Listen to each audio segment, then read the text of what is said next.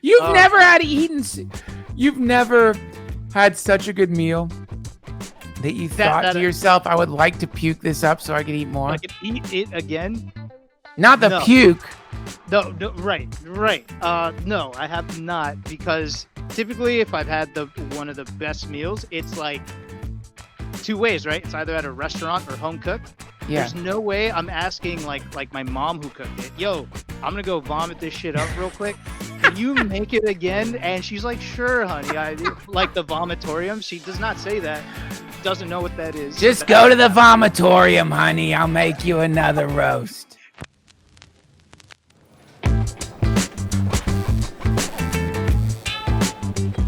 Hey everybody, welcome to the Hugs Happy Hour. I am Hugs.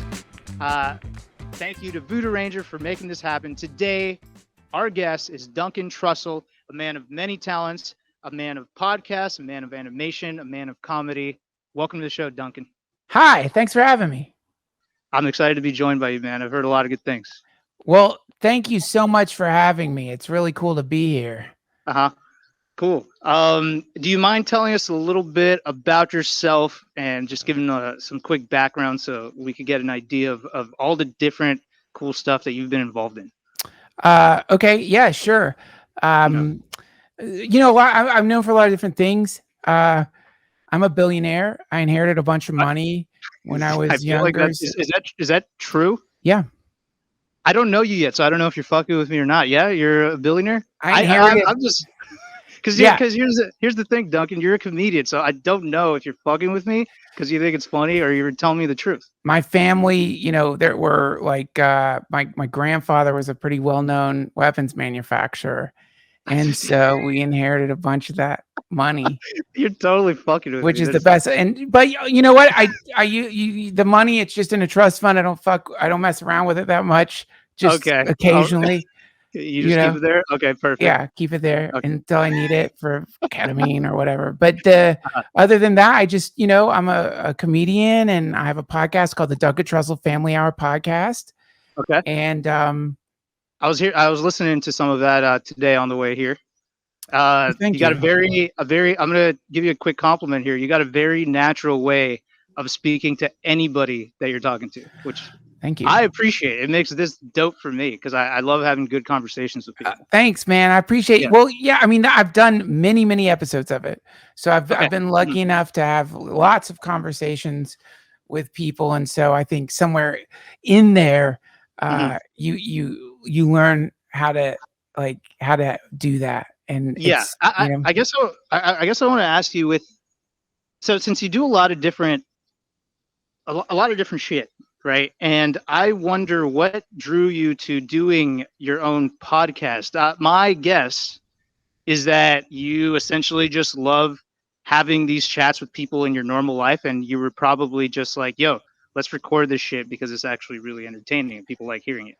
Yeah. Yeah. Well, yeah,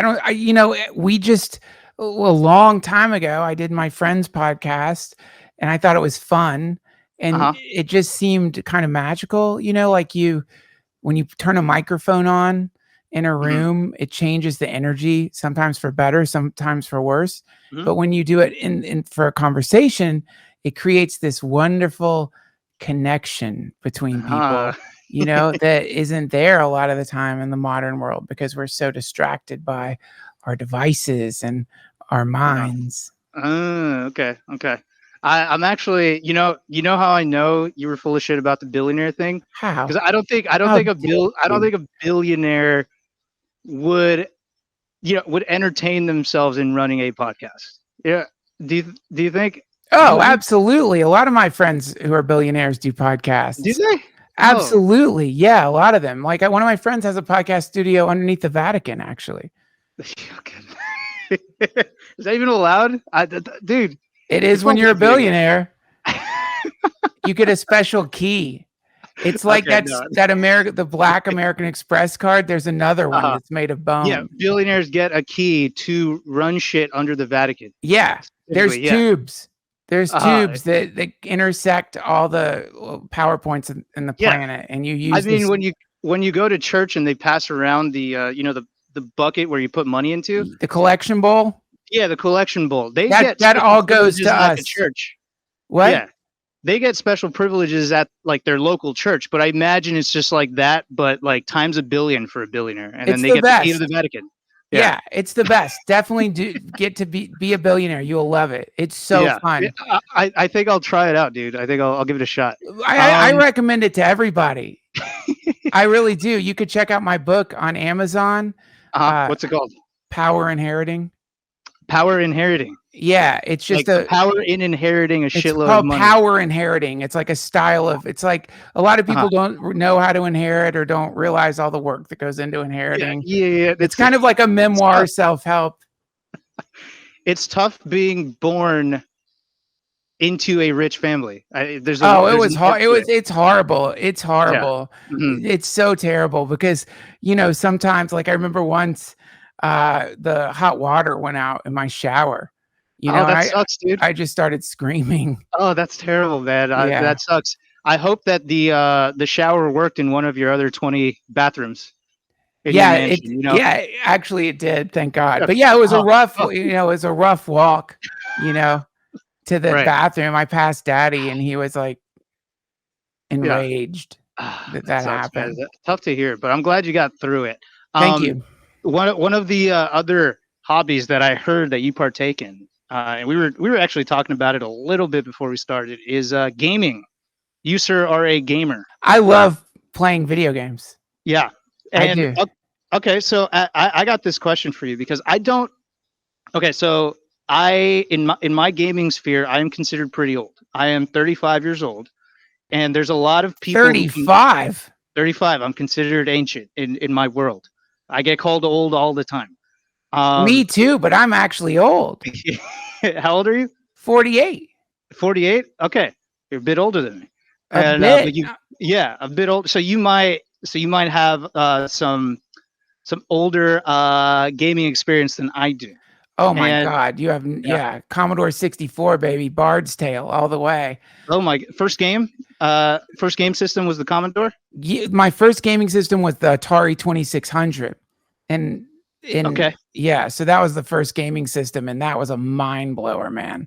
Yeah. So I had an Atari. We played like Indiana Jones, like these fucking garbage pixelated games, but at the time you were like punching your brother to get control of the joystick, which is what we used to call it back then.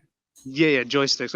We call them just the sticks now. We kind of call them sticks. I got some questions for you there, man, because I have joysticks.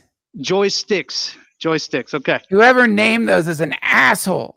Why? What's that? Joy, I'll tell you if the sticks are joy or not. Don't impose your fucking emotional state on my stick. It was probably some kind of like super marketed like ploy to get people to enjoy gaming. They're like, dude, we're gonna call it happy sticks, and then someone else came and said like, no, let's call it joysticks, and joysticks took off. Because your sticks does sound pretty it sounds kind of lame too. Yeah. Controller is better. Yeah. So what was that experience like? Because you didn't just like me. I hopped into gaming. Gaming didn't exist for you for a lot of years that you were alive, and then it just did, right? Well, we had Pong.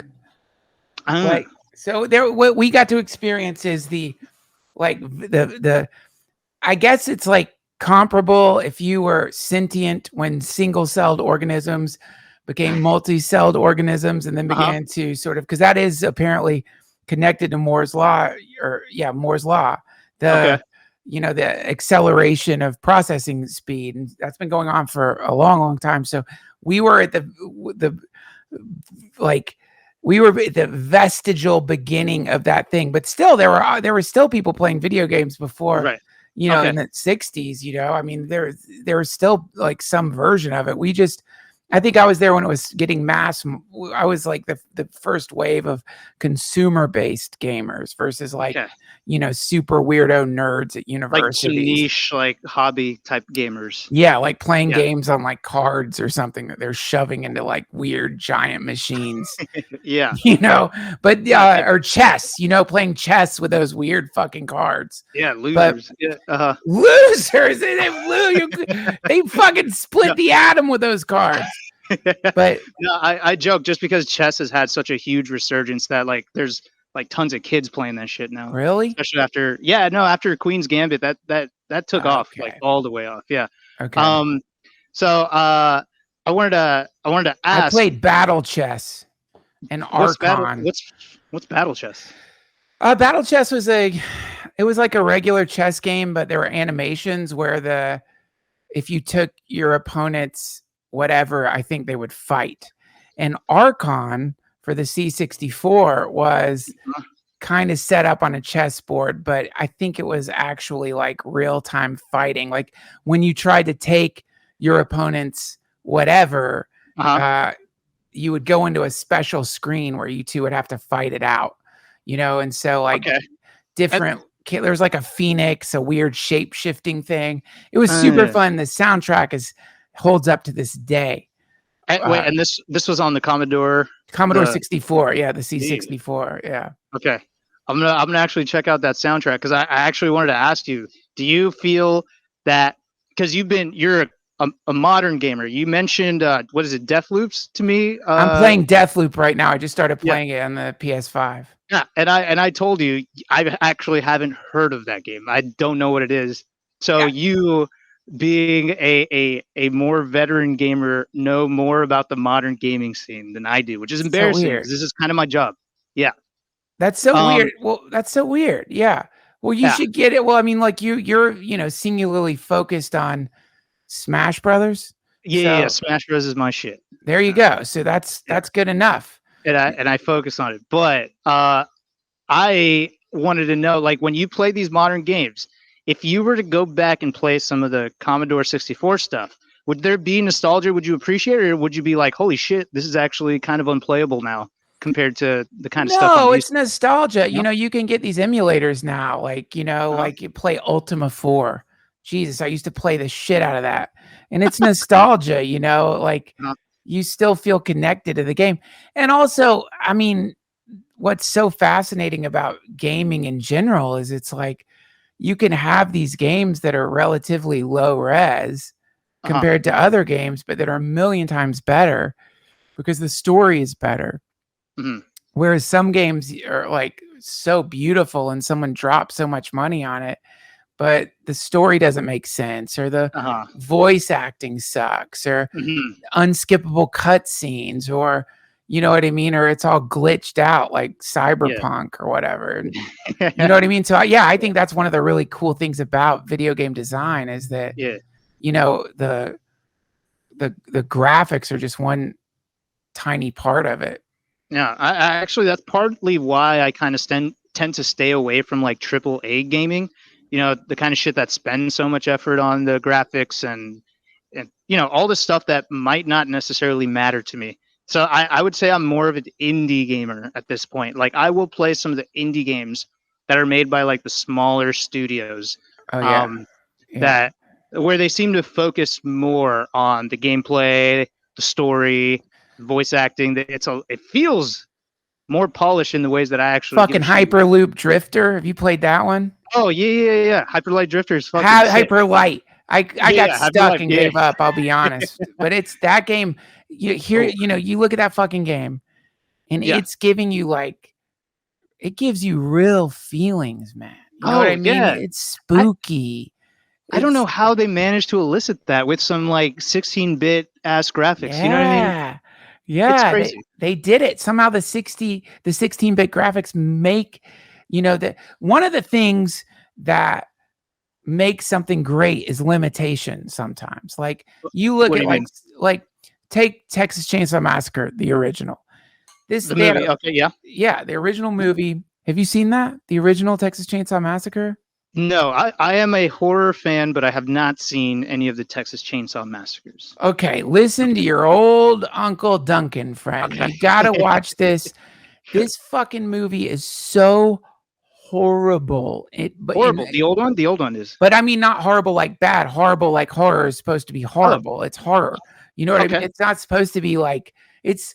It's supposed to be. I just had this brilliant director, Rob Schraub, on my podcast, and the way he put it is gleeful.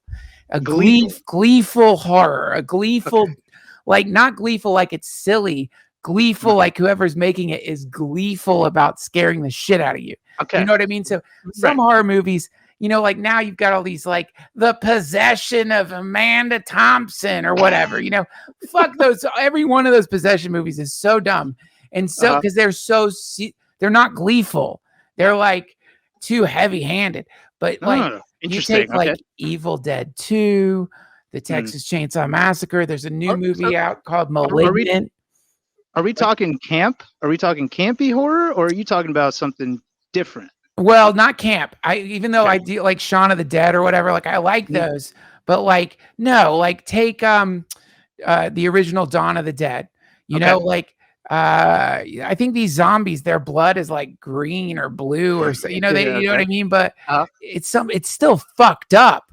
It's still really fucked up. It's still gory, but also surreal, but also kind of like there's like something about the world that has something appealing to it. You know what I mean? There's something magical in the horror, gleeful, you know? So Texas Chainsaw Massacre, the original, this movie has a lot of limitation. They didn't have a big budget. You know what I mean? The set that they were using was very limited. It like takes place in like an old farmhouse in a van, essentially, and on a highway. There's like maybe a graveyard. Maybe there's like 6 or 7 scenes total in it. But that limitation adds to the horror because it gives it almost a snuff film feel to it. And I think Hyperlight Drifter, in the sense that this is like kind of like a doomed world he's going through because of the 8-bit animation, it feels, you know, like it kind of like it's old. Like, interesting. Yeah. So this is what you mean by limitations. I guess in my mind, it might be not. I won't say easier, but it might be a little more likely to create a quality product when you don't have all the money in the world to just blow on a bunch of bullshit, right? Like you're kind of forced to focus your energy on making quality while working with way less. So you end up putting your efforts into shit. How do I elicit emotion? How do I develop these characters, or how do I do a whole lot with a little? Yeah. Right. It might be hard for you to understand, Duncan, because you're a billionaire, right? So you. But I limit myself. Yeah. You don't have limits. You're a billionaire. No, I limit myself. I set rules. I set rules. Like I'll give you an example. Okay. You know, there's a blimp that I want to buy. It's this incredible pleasure blimp. It's got a hot tub in it. It's got nice. Like this incredible, it's got a DJ booth, this incredible sound system. I didn't know blimps still existed. It's not in my price range. Listen, don't worry. You're probably just a millionaire or something, but you'll get to billionaire and then you'll get into the blimp market. But anyway, it's an incredible blimp. But you know what? I chose a blimp that's like 3 levels down, basically. Okay. You know, I could have gotten the maximum pleasure blimp, but I downgraded myself on purpose. And I got to tell you, I still love that blimp. So the limitation brings me pleasure. That's really humble of you, actually, to be able to, you know, bring yourself down to our level a little bit. You know, when I got my spine replaced, they you know, offered a gold. They said, you know, we can do like a gold alloy for your spine. And I was like, you know what? Let's just do silver. Nice. Yeah. Maybe some adamantium. No? Did you consider that? My friend did that and he gets migraines now. That sucks. Hate to see it. No. It's horrible. Don't do adamantium. Yeah, I'll avoid that one. But yeah, no, I actually interesting. Yeah, I haven't heard anyone have that kind of take on horror and what those limitations do for you, because like I mentioned, I played something like Hyperlight Drifter and I couldn't understand why I was so invested in this game. Dude, there's not even voice acting, right? Like no one even speaks. Great soundtrack though. Huh? Great soundtrack, sorry. Oh, yeah. Which actually brings me to another thing. I've heard you're a philosophical man. I will say that. And I've often wondered why music manages to elicit emotion when it's literally just sounds. It's just waves coming into my ear, and yet certain things can make a lot of people feel a similar thing. Yeah. And I don't know if you've thought about this or have any thoughts on it. I'm not trying to put you on a crazy spot here. Is this something you think about? Like, why does music make you emotional? Yes. Oftentimes, much like that game, why did I feel things? And you just mentioned the music. I think the music has a big part in that. Gun to head, if you had to answer the question yourself, what would you say? My answer would be that much like, I guess, math, it is beyond our understanding. You're wrong! That's not the reason! Okay. What God! I'm dead, dude. Math? No, I'm just kidding. I was going to say math. You were? Okay. And I was going to be like, I don't know. I have no idea. It's so powerful. I don't know. What is that? Why is it? I wish I knew, man, because it feels like a universe. Have you ever seen the movie Close Encounters of the Fourth Kind? I think it's the third kind, I believe. Third kind. Oh, not to be that dude. I'm sorry. You can be that dude. Close Encounters of the Fourth Kind is. Yeah. You can't put that. That's not for kids. But the third kind, I think you communicate. The fourth, you fuck. Okay. Yeah. That's the fourth kind of. Yeah. In the third kind, the fifth, you get married. You get married to have kids. The sixth is you divorce. You get divorce. I do not want to know what the seventh is. But in the that's where you jerk off by yourself in a studio apartment because you can't afford to pay your wife anymore. Duncan, how the hell does that follow up getting married? Why is that the next step? There's the divorce comes between. Oh, so you get married, get the divorce, and then you jerk off in a studio apartment. Yeah, because you're sad about the divorce. Yeah, you're just like, you're just kind of like, shipwrecked in some shitty apartment. Yeah, that, you could easily have afforded something better if you hadn't fucked up and gotten married to somebody like that. And now you're so what else is there to do but to jerk off in a studio somewhere? Play video games. I don't know how we got here, but I was going to say that in the third kind, they communicate with aliens through music. Music, which to me is not an absurd concept. I honestly think that have you ever thought about this? Here's a thought exercise, Duncan. Okay, thank you. Aliens came to Earth, and oh God, this was on Rick and Morty. God damn it! You know what I'm about Everything's to say? on Rick and Morty. You could say it. Damn it. Yeah, I thought it was an original idea, but basically what I was going to say is aliens going to blow up the planet. You got to show them some music from this planet that's going to make them say, "Oh shit, you just blew my mind." Because music is a universal language. I think they would understand a song. Yeah. What do you show them? What do you allow them to hear? If so, I'm trying to keep aliens from destroying the planet. What music do I play for them? What's up? Oh yeah, that's tricky, man. That's scary, because it's so subjective, isn't it? It's like, what are you gonna do? Play the Grateful Dead for them? Uncle John's band. They might not hate it. You know what I mean? I think they would be at a point where they're not just going to be like, this is trash, unless you actually gave them trash. Like, I wouldn't trust the fate of the planet with like Pitbull or something. You know what I mean? But I would hit something like, relatively safe that most people would say, I don't hate it. Come on, you got to play fucking Parliament. Parliament? What's Parliament? I don't know. P-Funk. Parliament. Oh my God, man. You got to play fucking Parliament. It's like P-Funk. It's alien. It comes from aliens. Man, really? I went to a Parliament concert. They like. Wait, Parliament is the name of the group? Yeah, Parliament. Oh, I haven't heard of them. No, I haven't. Oh, yeah, Parliament. People, I'm old, but Parliament's a great. Zoomer, man. Okay. Yeah, no, I like it. I like the difference. Like, I wouldn't even know. Like, I'm telling you, man, my musical patterns are so weird and limited that it's like, but if I had to play something to save the planet, it's definitely going to be Parliament. And what song? Get down on it. Is that Parliament? Yeah. That's Isn't not it? Parliament. Yeah, I think there's literally a Parliament song invoking aliens. I'm pretty sure. I think there's already a Parliament song called I, "Play This to I, Keep the Planet from Being Destroyed by Aliens." I'm getting mind fucked right now because I feel like if they wrote "Get Down on It," I would have heard of the group Parliament. I could be not? totally wrong, man. I'm telling you, I'm musically illiterate. Oh, I'm not. man. I used to pretend I wasn't. It was disastrous. I'm friends with a lot of musicians, and I used to do that thing where for no reason at all I would act like I knew what music, and now I'm just like, I don't know. Oh no, it's cool. It's fucking Cool in the Gang. Parliament did Up for the Downstroke. Okay. So I fucked up. Oh no, and that isn't what I meant anyway. Here's what I would. It's Give Up the Funk, Tear the Roof Off the Sucker. That's what I was thinking of anyway. Okay. Now I'm not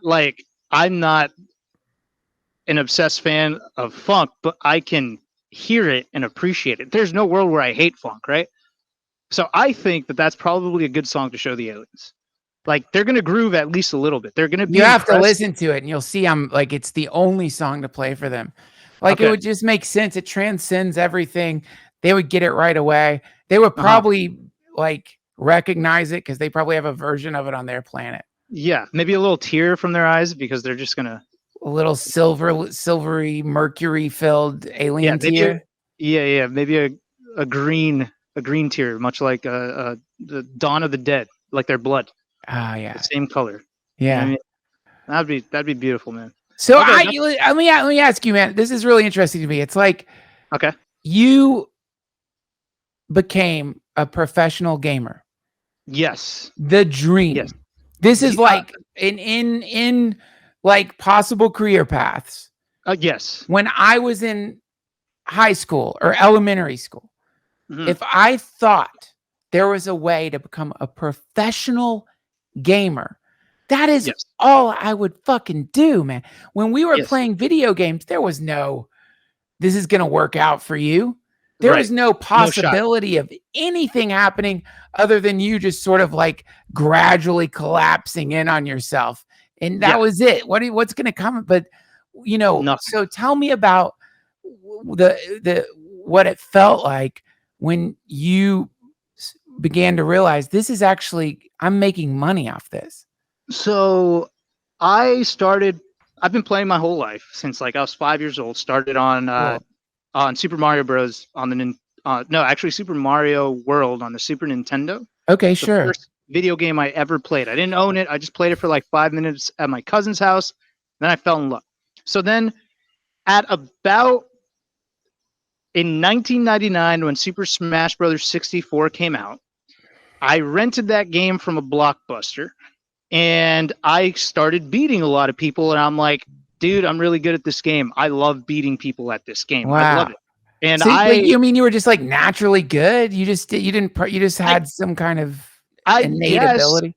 But here's the thing about being good, right? I was good for a normie. I was beating people on my block, and I thought I literally equated that with being the best in the world. I was like, dude, these people are not beating me. I am literally the best in the world. Yeah.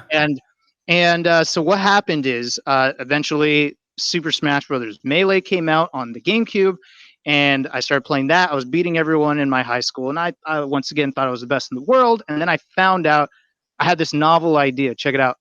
I went to Google, and then I typed Smash tournaments. No one had ever thought about searching shit on Google at that point. That's how early the shit was.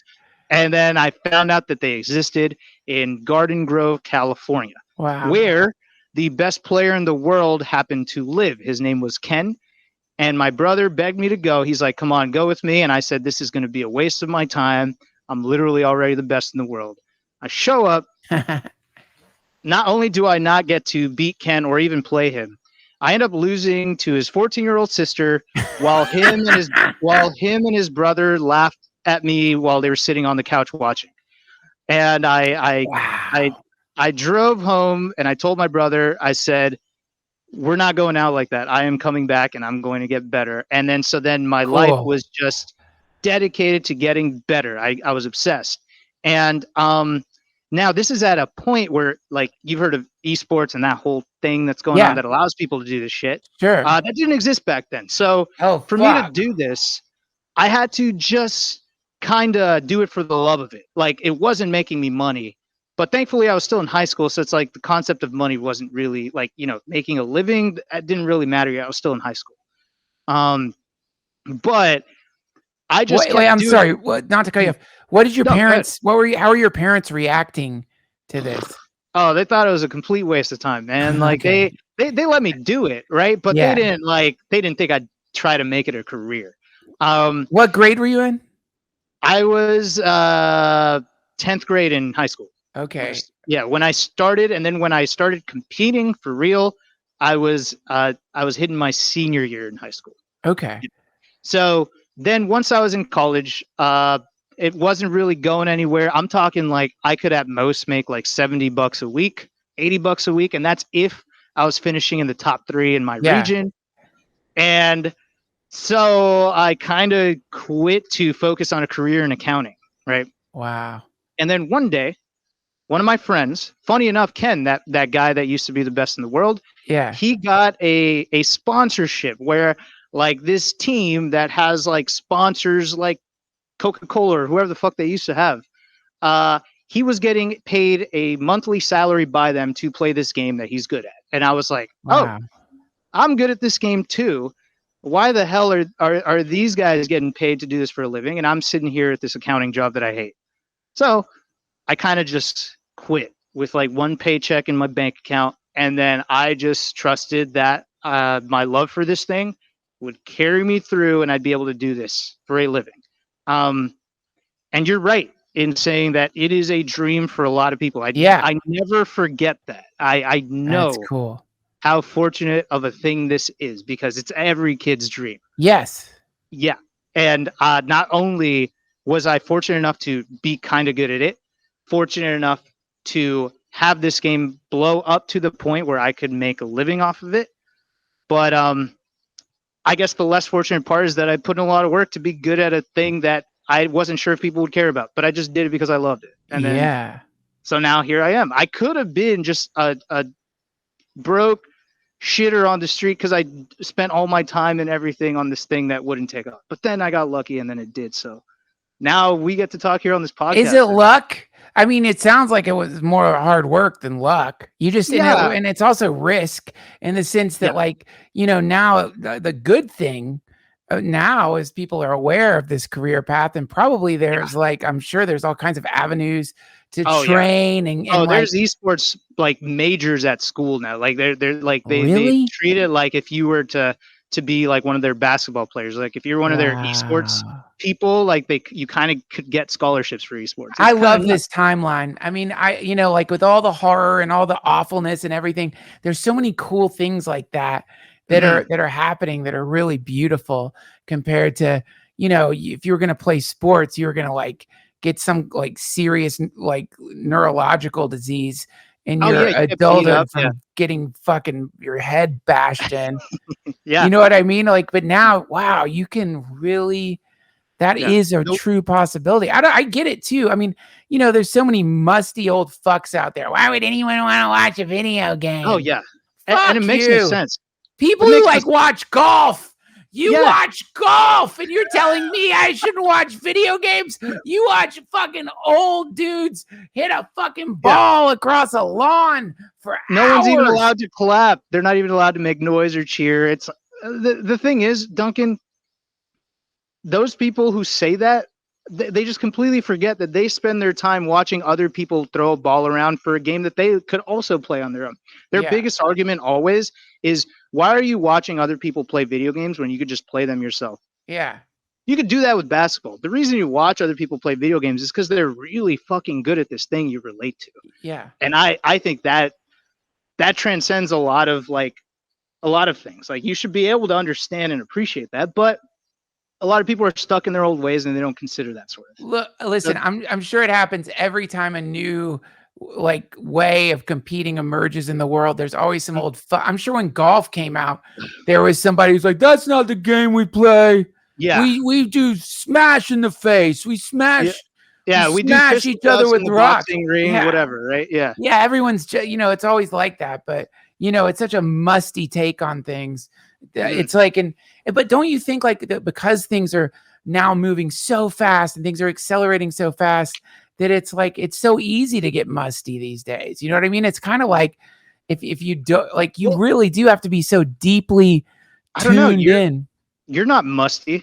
So I don't know if I could excuse people on that. Like No, I'm musty. I'm not saying you're old. Right? I'm musty. What? I let me think. I've got some things I'm musty about. Let me try to remember. What are you musty about? You seem very open about a lot of different things. I'm open about stuff, but I like the fuck is the thing I'm super musty about? Like, I'm trying to remember now. Something came up and I just realized, like, man, that's a fucking musty take. But now I can't remember. Not music. It's definitely when it comes to, I mean, but you know what? I like when I was coming up, we didn't like the top 40 because the top 40 was garbage. Like, you know, you weren't supposed to like it. So you would listen to like punk, like the Descendants and like weird, like the Butthole Surfers. And you know what I mean? I don't know if that, I think a musty, okay, here's a musty take. Don't listen to top 40. Okay. So like, you know what I mean? That's a musty take I still have, which is like top 40. That means you're selling out. Whereas that's not what it is anymore. Top 40 is actually good. You can listen to the top 40 now and not seem like a dork. Whereas before you seem like a dork. So that's my musty take. But now I have been like saying like, hey Siri, play top 40 music. And I'm pretty impressed with it. Yeah. But maybe that's because I'm musty that I like it. Maybe you're not supposed to like. I don't know what you're supposed to like now. I think your change in attitude about it, I think, is probably due to the fact that I think creators have a lot more freedom with what they're doing because of the internet. Right. So you actually have quality shit coming out instead of like the mass-produced type of shit that used to hit the top 40. You know what I mean? So I don't think it's like, I don't think you're wrong for liking it more now. I think there's just better shit out there because people have more control. That's cool, man. I never thought of that. That's really cool. Because like back in the 80s, not to say there weren't like great hits that came out in the 80s, but back in the 80s, you're right. It was so much more controlled and it was probably so much. They wouldn't trust the artists. They're like, no, you don't know what you're doing. Here's how we make a lot of money. So let us produce, let us create a product out of you where honestly, I don't know for sure, Duncan. I can't say I know for sure, but I feel like Travis Scott has got some of his own, you know, independence going into his music. I think he's in control of a lot of his shit, and I think he's good. Yeah. And he's top 40, you know? And I don't think Kanye is being told a whole lot of what to do, so he's got some good stuff. I'm sure people tell him what to do. He just doesn't. Yeah. He doesn't listen, which is what's cool about him. Right? Like, no, he doesn't have to. If a record label is like, can you imagine, like, I don't know, Interscope Records going, you know what, Kanye? You're not doing what we want, so we're going to drop you. Do you think Kanye is going to be like, oh, no, like, oh, please help me out. I don't know what I'm going to do. No, he's going to motherfucking start his own record label or just do whatever the fuck he wants because he's on the internet. Yeah. He can do whatever he wants. Yeah. You know? Yeah. Right. Yeah. That's it. That's it. So, yeah. And that's a big shift. You know, I've got to like, I have to watch out because we like the era that like where I was coming up in high school and stuff, it was like kind of like an era of like either rejection of everything or of like just being this super boring person who like, you know, was, you know, just like being suctioned up into, it was like the age of God, what the Breakfast Club, you know what I mean? Where like the outcast, it was cool to be like outside of everything. Whereas it feels like that's shifting a lot now where that, you know, like, okay, here, this is actually a really dark reference and it's like, but you know, I don't know if you've been following what's been happening with that girl, Gabby, who disappeared. Yeah. Oh, Jesus. It is so fucked up, man. And her boyfriend, like his last Instagram post, it's just dreadful. It's just the most obvious garbage shit you've ever read in your life. Like a tree doesn't need an iPhone. You know what I mean? Geese don't need to fly in airplanes. Well, humans, there's just this scolding fucking Instagram post of someone imagining they're outside of society, but who's really in a national park, you know, on a phone on Instagram, pretending they're like Jesus out in the fucking wilderness, who also may have like murdered his girlfriend. All I'm saying is like in the old days, that role was considered cool.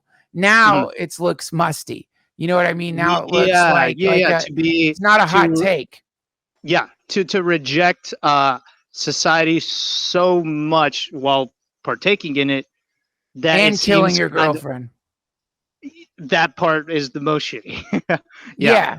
Yeah. It's like, go ahead and do your fucking shitty, like, obvious Instagram takes. Like, I get it, we're all monkeys or whatever the fuck it is you're doing, but don't kill your girlfriend. Jesus Christ, no, please. I think that he is. What I read, he's a person of interest. So Person of fucking interest. Yeah.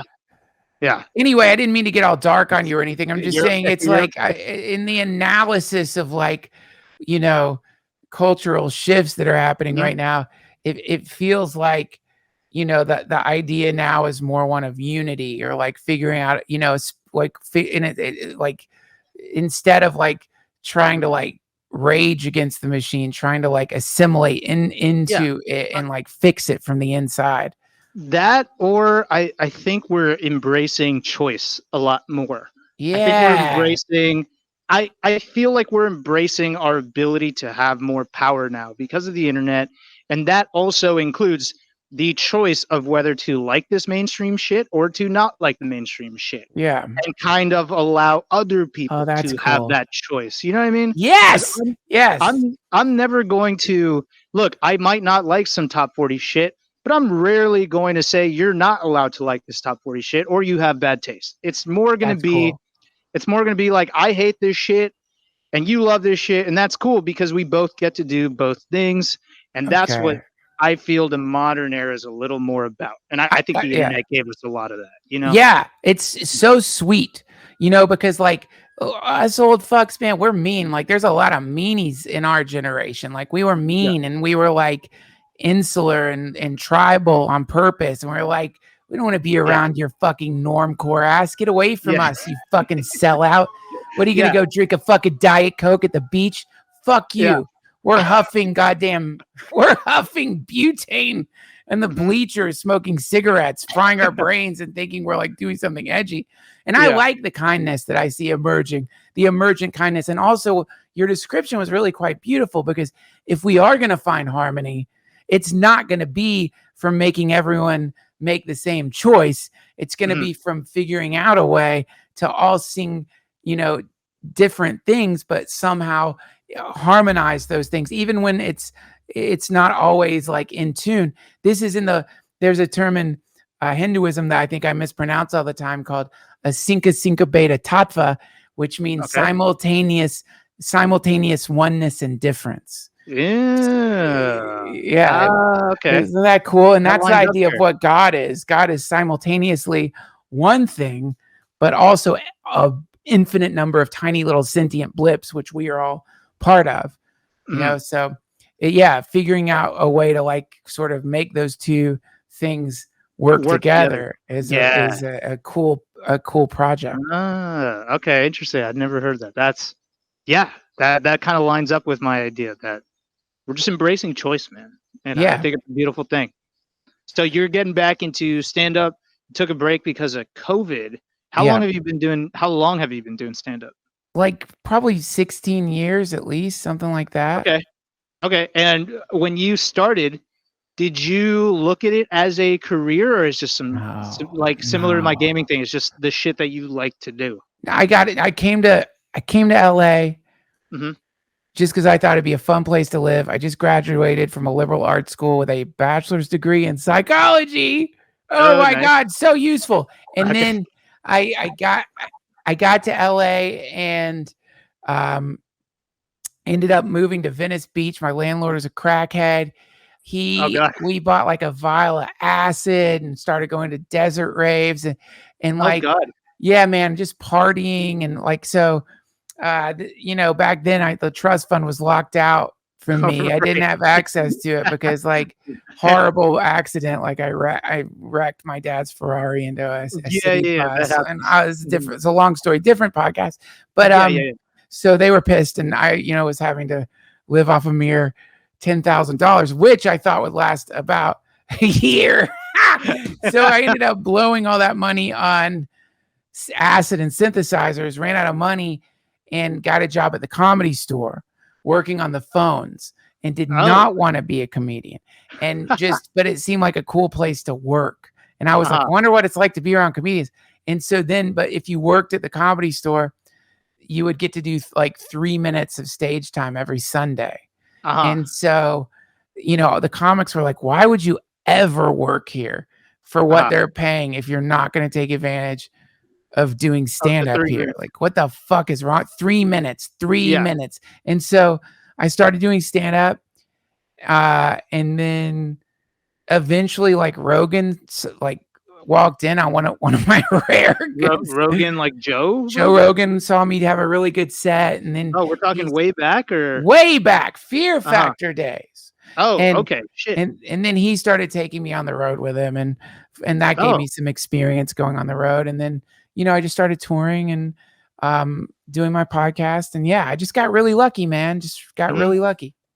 Yeah, well, I mean, it goes back to the whole luck versus work, right? I mean, I'm assuming you worked hard on this comedy shit. Like you got down a routine. You kind of I find comedy to be extremely difficult, and I'm assuming it's kind of hard to pinpoint what anybody's going to laugh at. In my mind, you just kind of have to default to what you find funny.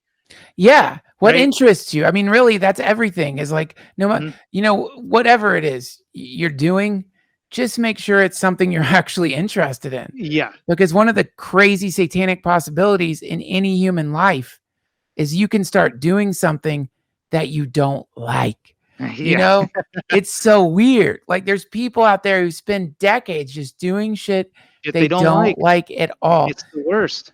Yeah, it's the worst. So many people do it, actually. Like, they feel stuck and they have to do it.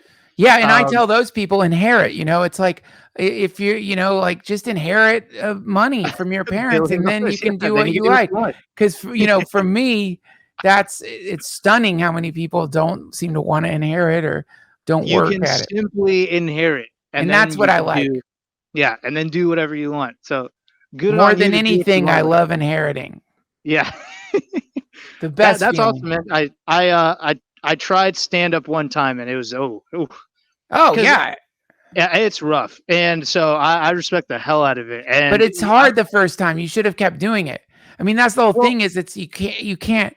It's not going to be good the first time. Yeah, but the thing is, like, for me, that wasn't my big passion, and I feel like we have to exist on our passion, like.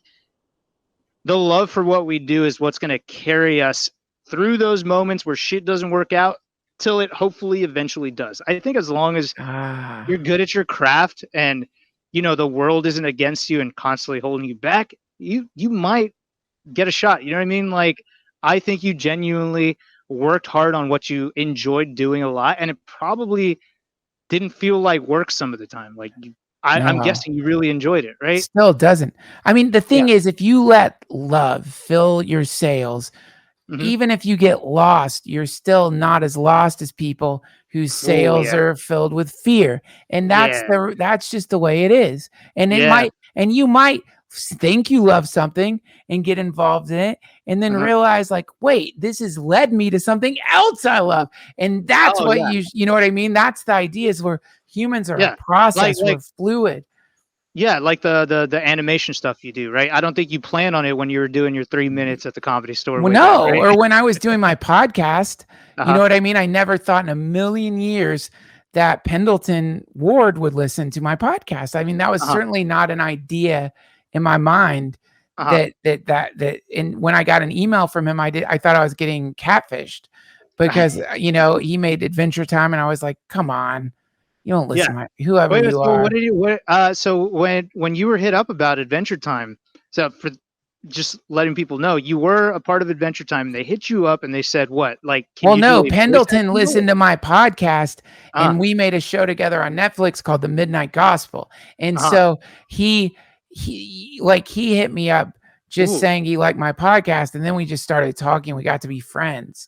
But then over the years, at some point he's like, hey, I have this idea for maybe a way to animate your podcast. And then that led to making this show on Netflix, which was one of like maybe the favorite thing I've ever made. But my point is like, when you started playing Smash Brothers, Uh-huh. you didn't have some weird ambition other than No, fuck you no. liked winning. You know Yeah. what I mean? But you loved the game, and you felt something inside of you Yeah. that was compelling It you. in 2004, I was not like telling myself I'm going to play Smash Brothers so one day I could be sponsored by Voodoo Ranger and do an interview with Duncan Trussell. This was never on my mind. And then Well, it just kind of, yeah. because that was my dream, right, Duncan, to speak with a billionaire on a podcast. A lot of people love talking to billionaires. And listen, I do, for those listening, if you're interested, I do private classes in how to inherit. Uh, But yeah, man, I like, yeah. I think like, there's a saying in Buddhism, not Mhm. too tight, not too loose. And when you Okay. hear two people like this yapping about following your dream and all the cliche trite bullshit, you Uh-huh. can don't go Pied Piper and like slam into the side of a mountain. I think there's Yeah. like, you know what I mean? There is something to be said for, being smart and like responsible, Stable. Yes. stable, you know what I mean? But Yeah. also don't get too don't get too tight about that, because if you do, you might find yourself enmeshed Yeah. in something that's hard to get out of. Yeah. But then, You'll have yeah, fear in your sales, which exactly. I like the way you said that, because the only thing carrying you at that point is your fear of what happens if it fails and you go broke and everything crumbles. So then you keep doing this shit you don't like because you're thriving on fear. Yeah, Right. man. There's actually a term for cults. The way they get you in, the way you get stuck in a cult is Uh-huh. like you invest in it, right? So like in the Mm, beginning, you're investing this or that. Also, it's to say like car dealers. You think okay. fucking car dealer, when you buy a car and you're sitting there and the stupid ass dealers, whoever the guy is like, let me go talk to Uh, my boss, goes yeah. and And you're spending disappears for time. like 30 minutes, Yeah. comes Oh, back, God. you're fucking pissed because you're like, I just wanted to know if we Yeah. could get snow tires. And that took you 30 Yeah. fucking minutes. But what they're doing is they're making you invest time into Damn. being there, which creates the illusion that you've put money on the table already. And because you've invested all that time, you're like, I'm going to get this fucking car. And Oh, they're son of a manipulating bitch. you, right? Damn it. But that happens sometimes when people get caught up in a thing that they no longer love, is they think, oh my God, I've worked at this for so long, Damn. or even Yeah. stylistically, some artists get stuck in a style and they get Uh-huh. afraid to branch out. You know what I mean? All I'm saying is it might be Because we time for invested. you Yeah. to start playing Hearthstone. Yeah.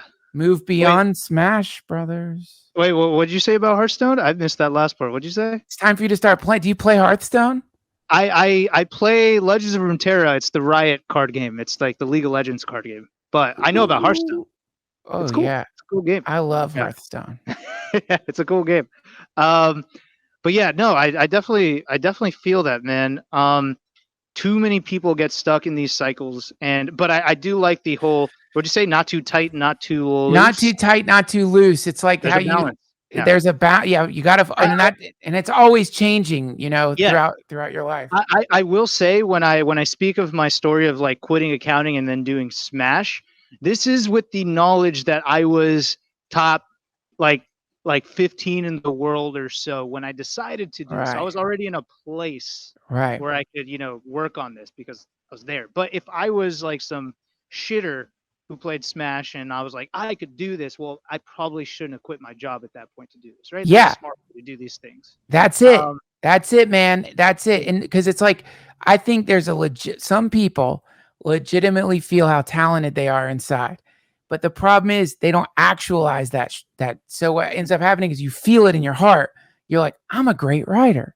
You're a great writer. And it's real, but you're not sitting down every day and writing, but Yeah. you're expecting people to treat you like a great writer. But so I'm like, I think a lot of times when you feel that in your heart, it's real, but that's just not enough. You've got to put in those fucking hours. You got to like go through hell. You got to like conquer the learning curve, and you got to get your ass kicked by somebody's sister who's like, while they cackle at you on the fucking couch over and over and over again, if you want to actualize what's inside of you.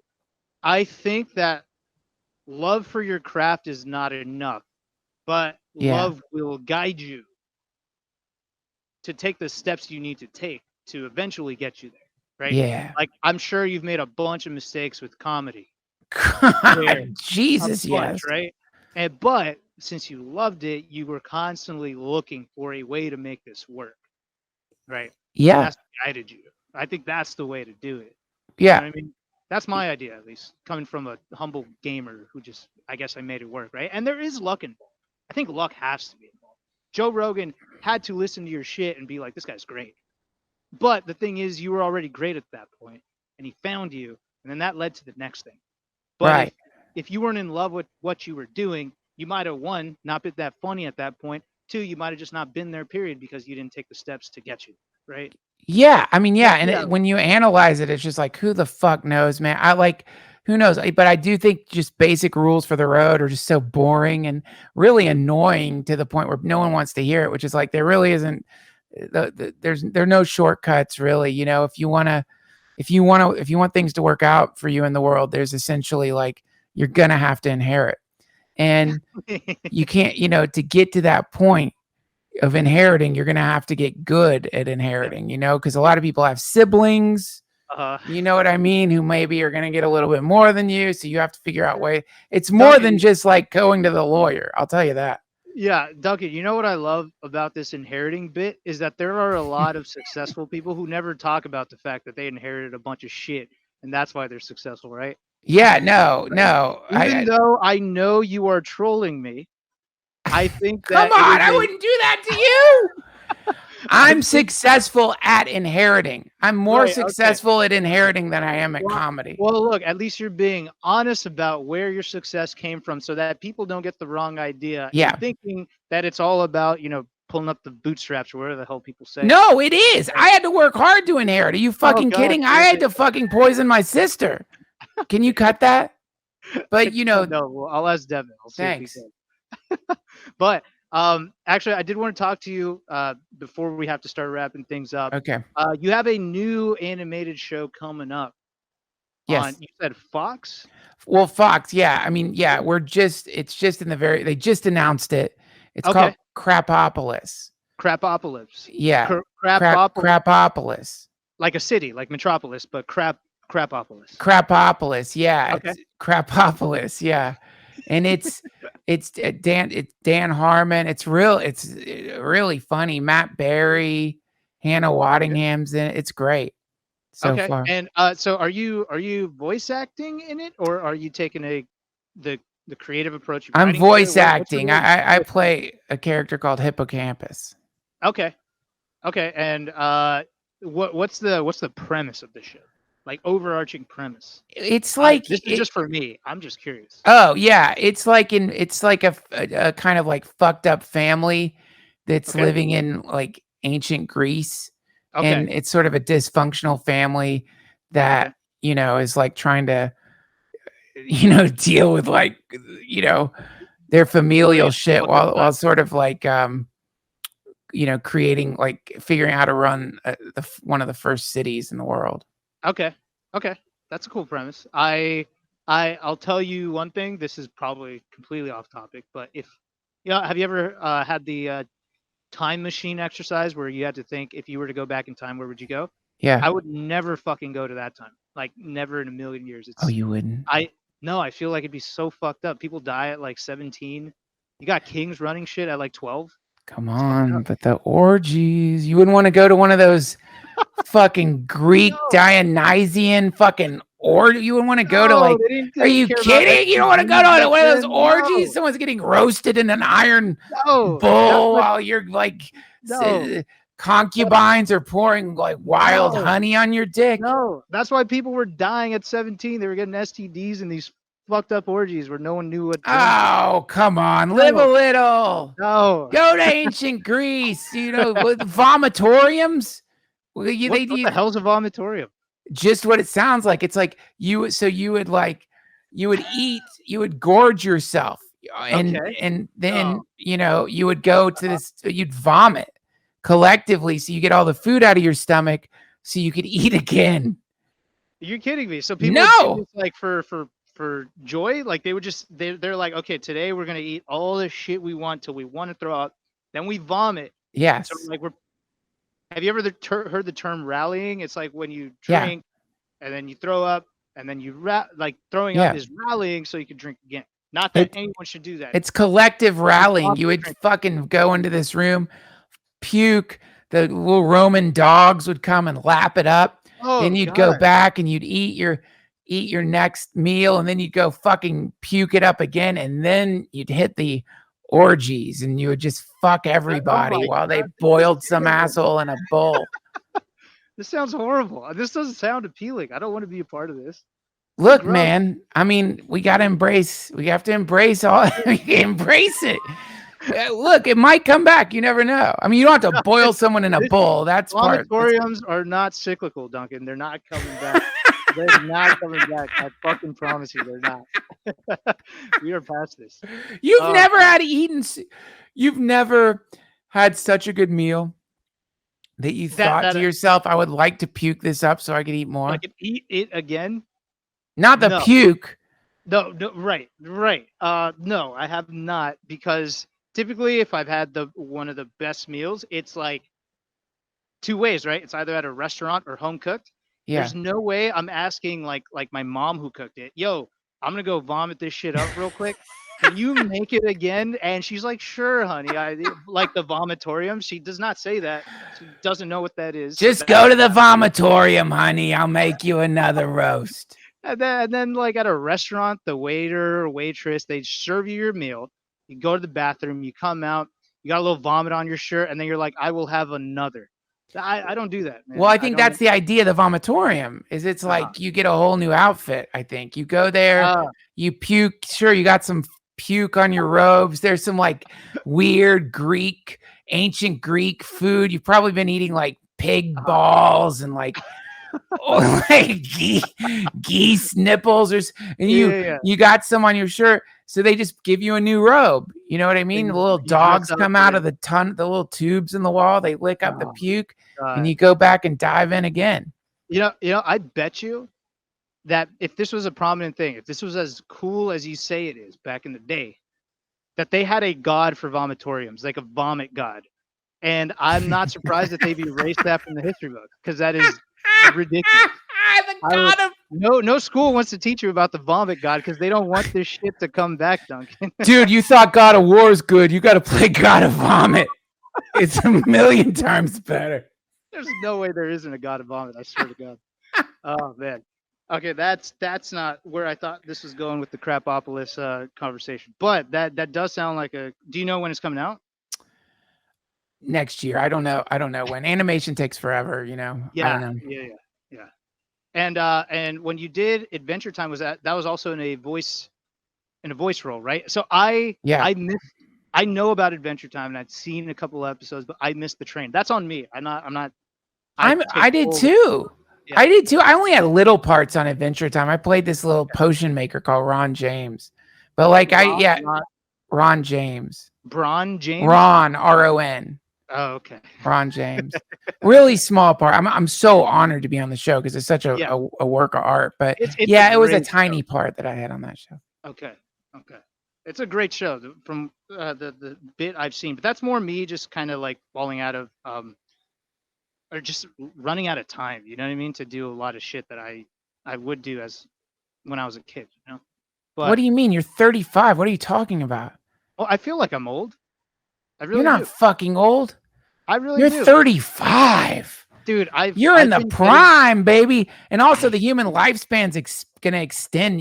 At your age, the odds are you're probably going to live to like 600. You're probably going to have like 4 different bodies. There's like 114-year-olds, 115-year-olds at this point, right? Yeah, but they're all fucked up. They're all like, the secret to live this long is to be nice and smoke cigars. I don't think they feel like shit. We're talking like young. We're talking like by the time you get to be that age, you will be able to reduce your age. You'll be able to reverse age. You're going to probably live to be like, you're going to be one of the first people to live to like 4 or 5, as long as you want, probably. You know, can I tell you something? And I'm not joking. I legitimately in my head thought that I'm definitely living past 100. Like in my head, I'm like, no, you are. I know I'm gonna All live you that. kiddies are, all you little guys are, all the little youngies out there. You're gonna live to be. You might be the first gods. You know, like I don't know about that one. you might. You know how? What do you think? Maybe that's how gods start. Anyway, I know you probably have to go, but yeah, you're probably gonna live in eternity. You might be trapped in a machine for eternity in some horrible consciousness net, but you're gonna live. Yeah, I'm hoping so. All right, dude, Duncan, this was actually awesome. This was an Thank you. awesome conversation. I did Yeah. not expect it to go in the ways that it did, but this is exactly what I wanted out of a drinking beer with another person show. Hey, thank you very much. It's been a real pleasure. I love your style of interviewing, and you're an awesome person. I wish we could have done this face to face. Yeah. Can I? Do you have a Twitter, Instagram? This is for me. This is not like you could plug it, but I'm gonna like literally follow you. Please, will you? It's at Duncan Trussell on Twitter and at Duncan Trussell on Instagram. Okay. Yeah, it's been awesome. I am Hugs86, so I will find you and I'll see you online. Yes. Cool. That was a lot of fun. Do you want to plug anything else though, like before we wrap it up? I've got a podcast called the Duncan Trussell Family Hour. I release 1 or 2 episodes a week. You can find it at duncantrussell.com, and I hope you'll give it a listen. Okay, that will wrap us up. Thank you once again to Voodoo Ranger for making the Hugs Happy Hour happen. Thank you, Duncan, for joining me. That was an awesome conversation. And looking forward to seeing all your future projects. Thank you. Thanks once again. And I'll see you all next time. Bye. Bye.